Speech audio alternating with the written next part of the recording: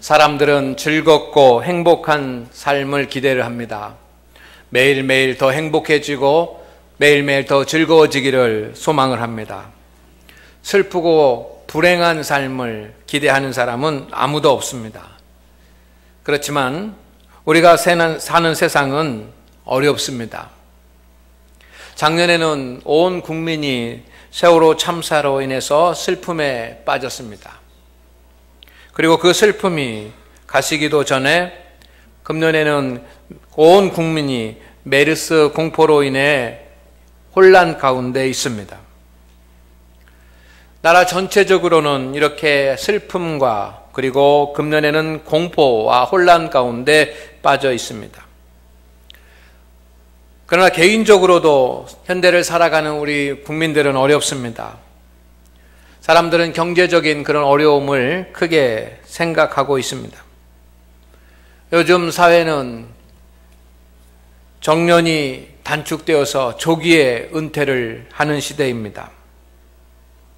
그리고 고령화 사회로 접어들면서 노인 생활이 하는 그런 때가 길어진 그런 시대입니다.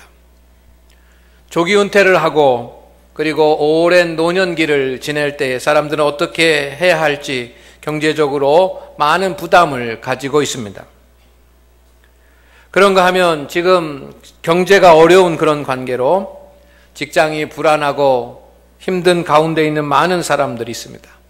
사업을 하면서도 곤란함 가운데 어려움을 겪는 성도들이 있습니다.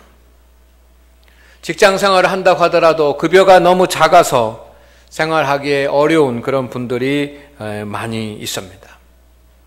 이 모든 것은 우리의 삶을 어렵게 만들고 또 힘들게 하는 그런 일입니다. 그런가 하면 경제적으로만 어려운 것이 아니라 현대인들은 심리적으로도 불안정 가운데 빠져 있습니다. 많은 사람들이 우울증에 걸려 있습니다. 그리고 불행하게도 우리나라는 OECD 국가 중에서 자살률 1위라고 하는 그런 불명예스러운 타이틀을 가지고 있습니다. 학생들은 학생들대로 어렵습니다. 또 군인들은 요즘 군인들대로 어렵습니다. 청년들은 청년들대로 어렵습니다. 대학생들은 대학생들대로 어렵습니다.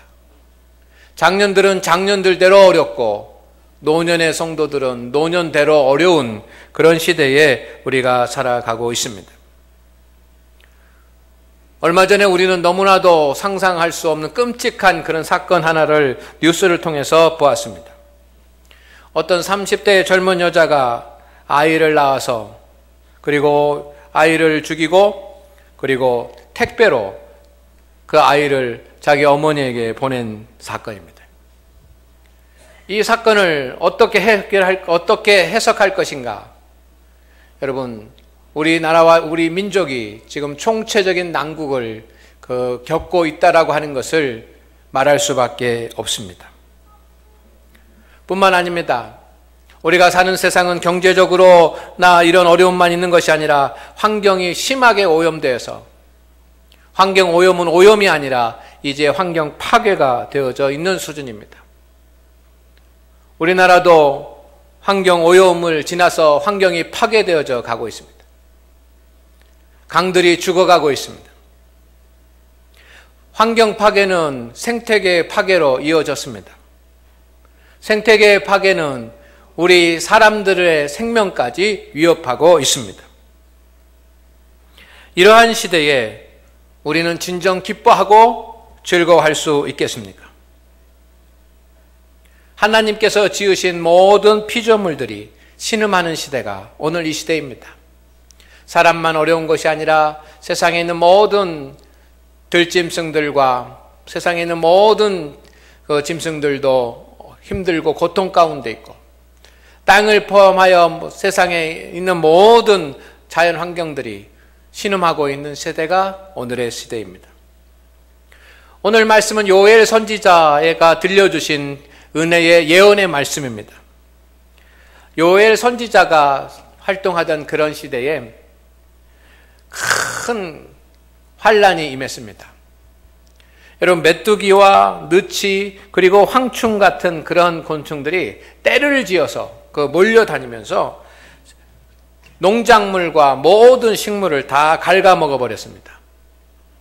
얼마나 많은 메뚜기 떼가 또 느치나 황충 같은 그런 것들이 이 농작물과 식물을 갉아먹어 버렸는지 사람이 먹을 수 있는 것이 하나도 없고 짐승들이 먹을 것이 하나도 없을 정도로 다 먹어버렸습니다. 눈에 보이는 식물들은 하나도 남지 않고 다 없어지고 소멸되었습니다. 거기에 극심한 가뭄이 생겼습니다. 가뭄으로 인해서 땅은 마르고 타들어갔습니다. 씨가 뿌려져도 씨가 싹이 나지 못합니다. 너무 땅이 메마르고 비가 오지 않아서 땅에 수분이 없기 때문에 싹을 틔울 수가 없습니다. 싹을 내지 못합니다. 싹을 내지 못하니까 그 식물도 자라지 않아서 짐승들도 굶습니다. 그리고 사람들도 기근으로 인해서 먹을 것이 없어서 극도의 빈곤 상태로 살아가고 있습니다. 모든 하나님이 지으신 하나님의 피조물들이 황폐하게 되었습니다. 오늘날이나 요엘의 시대나 비슷한 그런 부분이 있습니다. 사람만이 아니라 하나님이 지으신 모든 세상과 하나님이 만드신 환경까지도 신음하고 있다라고 하는 것입니다. 오늘 주님께서 그와 같은 땅도 신음하고 들짐승들도 신음하고 하나님의 자녀들도 고통 가운데 있는 그 시대에 오늘 희망과 축복의 말씀을 우리에게 주십니다. 그 말씀을 우리가 아멘으로 받을 수 있기를 주의 이름으로 축원을 드립니다. 21절 말씀에 보면 하나님께서 땅이여 라고 말씀하십니다. 하나님께서 사람에게 말씀하시는 것이 아니라 땅들에게 말씀을 하고 있습니다. 여러분, 하나님이 지금 땅들에게 말씀하고 계시다라고 하는 사실에 우리는 집중해야지만 됩니다. 땅은 하나님이 지으신 것입니다. 그런데 지금 비가 내리지 않아가지고 황폐되어져 있습니다. 말라서 씨를 뿌려도 씨가 자라지 않는 그런 곤고하고 메마르고 황량한 땅입니다. 그런 땅들에게 하나님께서 부르십니다. 땅들이여, 땅이여 라고 그를 부르십니다. 땅은 하나님이 지으신 모든 자연 환경입니다. 그런데 22절 말씀 가운데 보면 이번에는 들짐승들아 라고 하나님께서 그들을 부르십니다. 들짐승들아 두려워하지 말라. 사람들에게 두려워하지 말라고 하는 것이 아니라 들짐승들에게 두려워하지 말라라고 주님이 부르십니다. 들짐승은 하나님께서 지으신 모든 세상이요 모든 생태계입니다. 세 번째 23절 말씀에 보면 시온의 자녀들아 라고 하는 말씀이 나옵니다.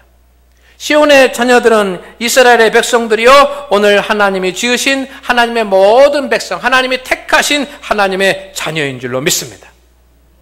땅도 황폐하고 들짐승들도 먹지 못하고 하나님의 자녀들도 정말 고통과 어려움 가운데 있는 이 시대에 땅들에게, 들짐승들에게, 하나님의 사랑하는 자들에게 하나님께서 오늘 주시는 이 메시지를 우리가 듣기를 원합니다. 할렐루야. 모든 피조물들에게 하나님께서 주시는 메시지는 따라하겠습니다. 기뻐하고 즐거워하라. 아멘? 아멘? 여러분, 지금은 기뻐하고 즐거워할 수 없는 그런 현실입니다. 어떻게 기뻐하고 즐거워할 수 있습니까? 땅은 황폐해지고 식물은 싹을 내지 못하고 먹을 것이 없고 열매가 없습니다. 모든 나무와 농작물들이 다 말라버렸는데 어떻게 기뻐하고 어떻게 즐거워할 수 있습니까? 그와 같은 때에 기뻐하고 즐거워하면 아마 사람들이 저 사람 이상하다고 손가락질할 것입니다. 그런데 주님은 그냥 기뻐하고 그냥 즐거워하라고 하는 것이 아닙니다. 23절 말씀에 같이 읽어보겠습니다. 시작. 시온의 자녀들아 너희는 너의 하나님 여호와로 말미암아 기뻐하며 즐거워할지어다. 아멘. 그냥 세상적인 것으로 인하여 기뻐하고 즐거워할 것이 아니라 우리 믿음의 사람은 이제 누구로 말미암아? 하나님으로 말미암아 기뻐하고 하나님으로 말미암아 즐거워하라 라고 하는 말씀입니다. 여러분 이것을 구별할 수 있기를 바랍니다. 세상의 것으로 인하여 기뻐하고 세상의 것으로 인하여 즐거워하는 것과 하나님으로 말미암아 기뻐하고 하나님으로 말미암아 즐거워하는 것은 전혀 다른 것입니다.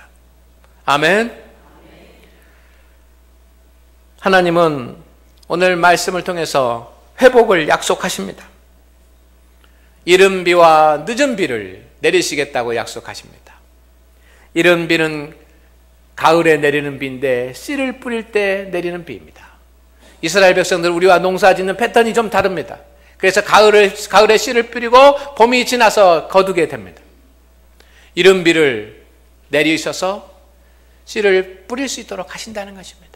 비가 오지 않았습니다. 비가 왔는데 이제 다 비로 말미암아 땅이 옥토가 되게 해서 싹이 나게 하고 늦은 비를 내려서 이제 성숙하고 성장해야지만 그럴 때 비가 쫙 내리게 해서 하나님께서 식물이 자라게 하신다는 것입니다.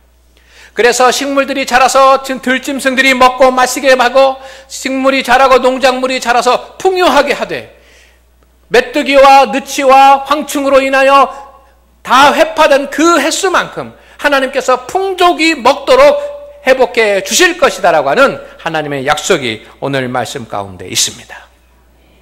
성도 여러분, 믿으시기를 주의 이름으로 축원을 드립니다. 하나님께서 회복하실 줄로 믿습니다. 성도 여러분, 우리가 주님 앞에 서는 날까지 하나님은 우리를 지키십니다. 주님께서 이 땅에 오실 때까지 하나님은 하나님의 백성들을 지키실 줄로 믿습니다. 요즘 메르스로 인하여 어려움을 겪고 있습니다. 그러나 이것이 공포가 지나가고 회복될 것입니다. 여러분, 저는 믿습니다. 사회적으로 경제적으로 혼란스럽고 어렵지만 때가 지나가면 하나님의 이른 비와 늦은 비가 내려서 다 해결해 주실 것을 믿습니다. 하나님의 사랑하는 자들에게 하나님께서 역사하시기 때문입니다. 하나님께서 그렇게 하실 것이기 때문에 믿음의 사람은 참고 견디고 인내하면서 모든 피조물들은 모든 피조물을 회복하시는 하나님이 그 하나님의 은혜로 말미암아 우리가 기뻐하고 즐거워해야 될 줄로 믿습니다. 그래서 성도는 먼저 하나님으로 말미암아 기뻐하라고 말씀하십니다. 성도 여러분, 여러분에게는 하나님으로 말미암은 기쁨이 있습니까?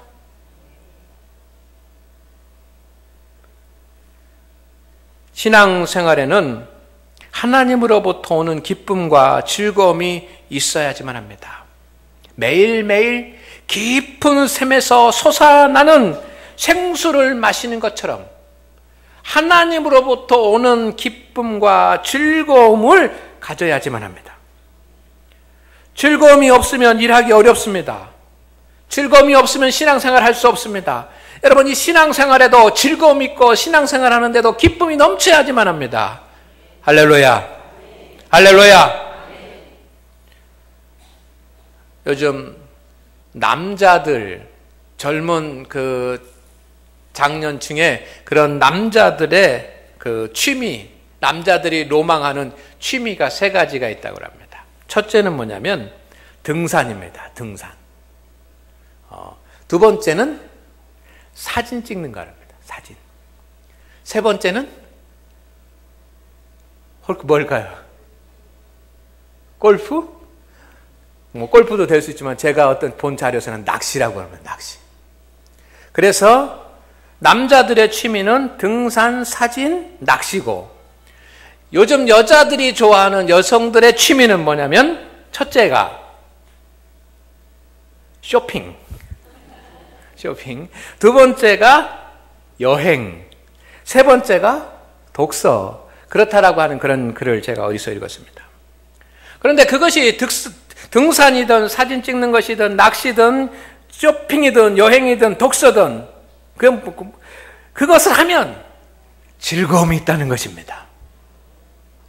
여러분, 즐거움이 있습니다. 즐거움이 있기 때문에 빠져드는 것입니다. 즐거움이 있기 때문에 거기에 빠집니다. 즐거움이 없고 힘들다고 한다면 누가 등산을 하겠습니까? 누가 힘들고 어렵다고 한다면 누가 여행을 다니겠습니까? 성도 여러분, 성도도 신앙생활 하면서 하나님으로부터 오는 기쁨과 즐거움이 있어야 될 줄로 믿습니다. 그래야 신앙생활 할 것 아닙니까? 재미가 있어야 신앙스러워져요. 여러분, 은혜스럽다라고 하는 말은 한편으로 생각하면 또 재미있고 기쁘고 즐거워야 된다는 거예요. 그런데 신앙생활 하면서 즐거움이 없으면 어떻게 신앙생활 할 수 있습니까? 신앙생활에도 기쁨과 즐거움이 있을 줄로 믿습니다. 성도는 종교인이 아닙니다. 성도는 하나님의 자녀입니다. 여러분, 종교인은 무엇입니까? 예배드리고 기도하고 헌금하고 또 사역하고 이 하는 것은 종교인입니다. 하나님의 자녀는 하나님으로부터 오는 기쁨을 가진 사람입니다. 아무리 우리가 예배드리고 아무리 기도하고 아무리 헌금을 하고 아무리 주님의 일을 한다고 할지라도 내 안에 하나님으로부터 오는 기쁨과 하늘로부터 오는 즐거움이 없으면 여러분, 우리는 종교인으로 머물고 있는 것일 수 있습니다. 그렇지만 매일매일 하나님으로부터 오는 기쁨과 하나님으로부터 오는 즐거움이 내 마음 가운데, 내 심령 가운데 넘쳐나면 우리는 종교인을 뛰어넘어서 하나님의 자녀인 줄로 믿습니다. 여러분, 우리는 왜 종교인으로만 머물고 있습니까? 하나님의 자녀로 살아가시기를 소망을 합니다. 근데 어떻게 해야 하늘에부터 오는 기쁨을 누릴 수가 있겠습니까? 여러분, 하나님을 사랑해야 하나님으로부터 오는 기쁨이 있습니다. 하나님을 사랑해야 하늘로부터 오는 기쁨이 있습니다. 하나님을 사랑한다라고 하는 말은 내 마음을 다해서 집중한다는 것입니다.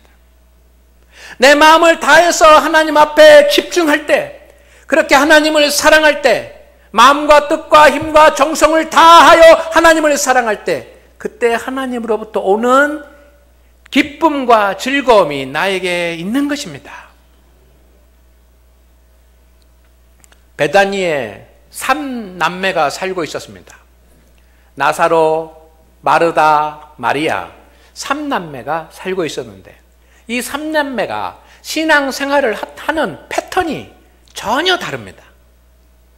나사로는 그가 예수님을 영접하고 예수님을 맞이하는 그런 집에 살았지만 어떻게 했다라고 하는 것이 성경에 나왔지 않아요. 근데 중요한 것이 하나 있습니다. 뭡니까? 그가 병들어 죽었다가 살아났습니다. 할렐루야. 여러분, 이거 얼마나 큰 체험입니까?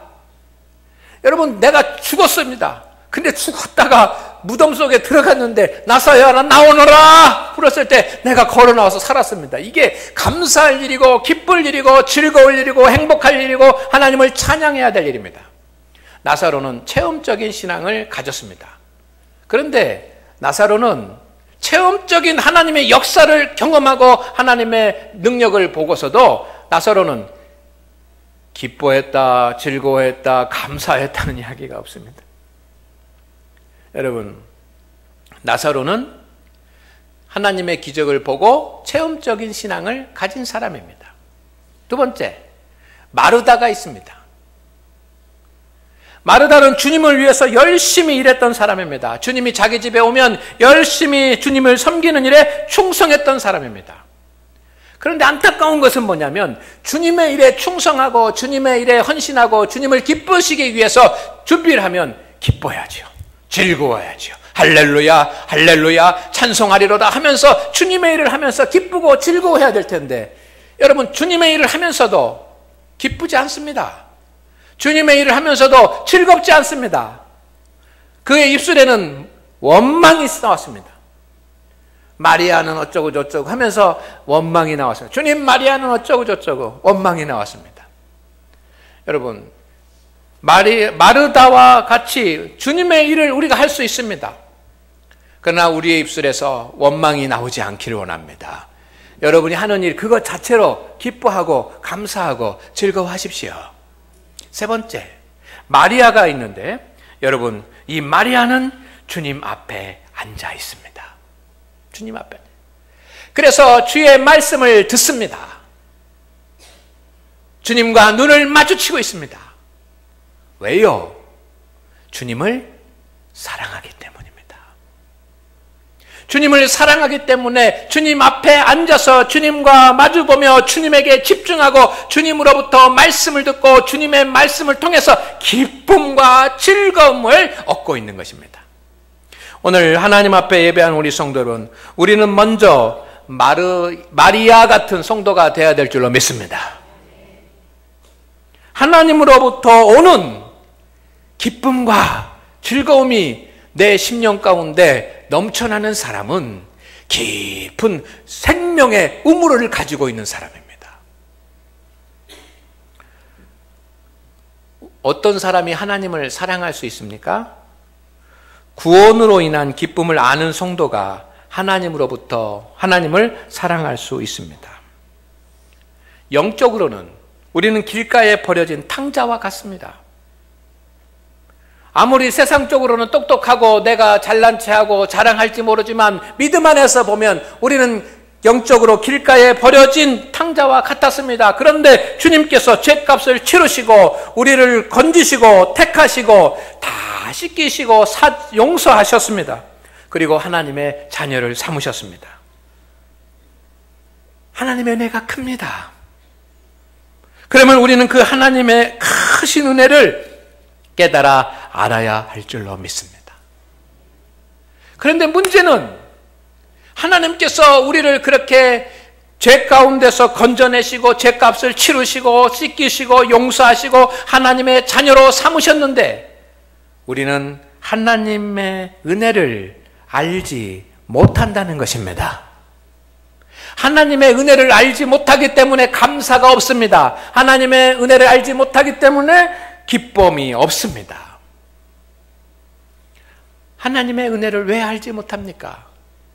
그것은 여러분, 나의 죄의 깊이와 나의 죄의 심각성을 알지 못하기 때문입니다. 하나님의 자녀가 되고 하나님의 아들이 되고 하나님의 딸이 되었습니다. 죄 가운데서 우리를 건져 주셨습니다. 그렇지만 그 하나님의 은혜를 내가 알지 못하는 것은 아직도 나는 나의 죄의 깊이와 나의 죄의 심각성이 얼마나 크고 심각한 것인지 알지 못하기 때문이에요.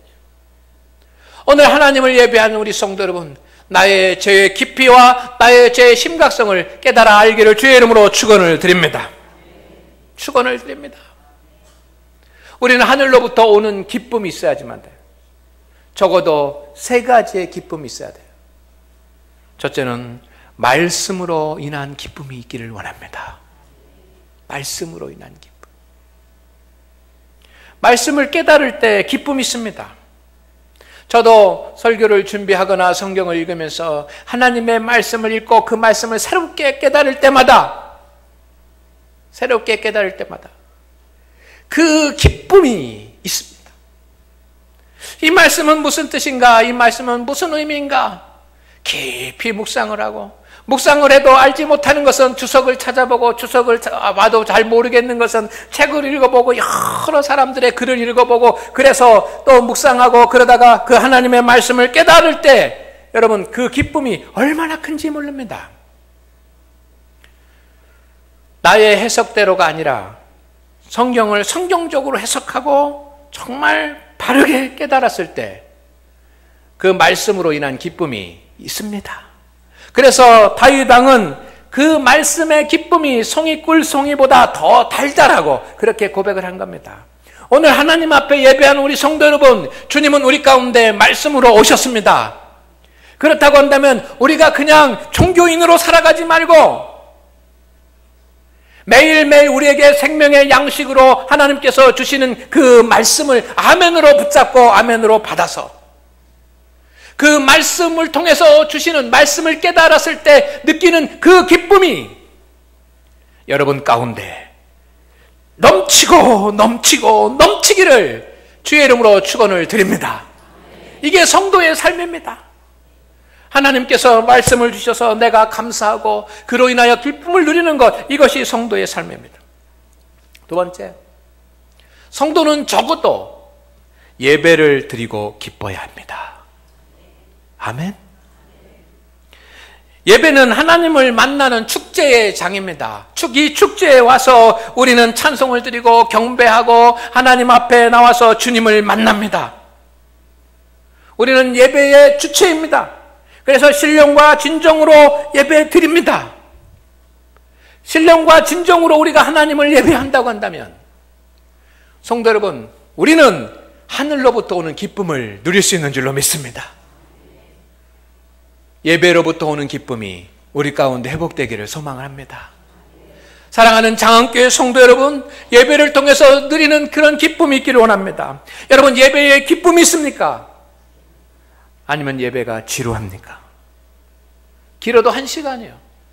목사님의 설교가 오늘 성찬식이 있는 날인데 하면서 이렇게 지루해지면 안 되는 겁니다.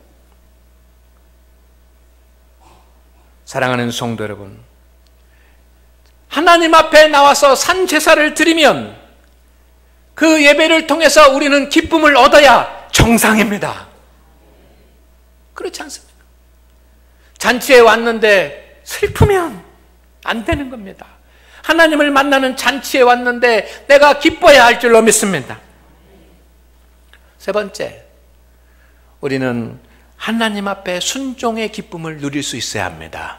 아멘. 성도는 하나님 앞에 순종하고 하나님의 말씀에 복종해야 됩니다. 그래서 순종하고 복종할 때 기쁨이 있는 것입니다. 이것이 믿지 않는 사람들과 다른 기쁨입니다. 믿는 사람들은 하나님의 뜻에 순종하고 기쁨이 있습니다. 아브라함이 아들 이삭을 하나님 앞에 바치는 순종을 합니다. 아들을 번제물로 드리기 위해서 아들과 함께 산에 올라갑니다. 그리고 아들을 번제물로 드리기 위해서 준비를 다 합니다. 하나님의 뜻에 순종했습니다. 정말 그의 심령은 어떠했는지 알 수 없지만 하나님의 말씀에 순종했습니다. 하나님의 말씀에 순종하고 났을 때 여러분, 하나님께서는 예배의 예물을 바꿔주셨습니다. 이삭이 아니라 어린 양으로 바꿔주셨습니다. 그때 아브라함은 하나님의 말씀에 순종한 기쁨이 넘친 줄로 믿습니다. 그래서 그 모리아 산에서 아브라함이 한 일은 뭐냐면 하나님 앞에 예배드린 일이에요.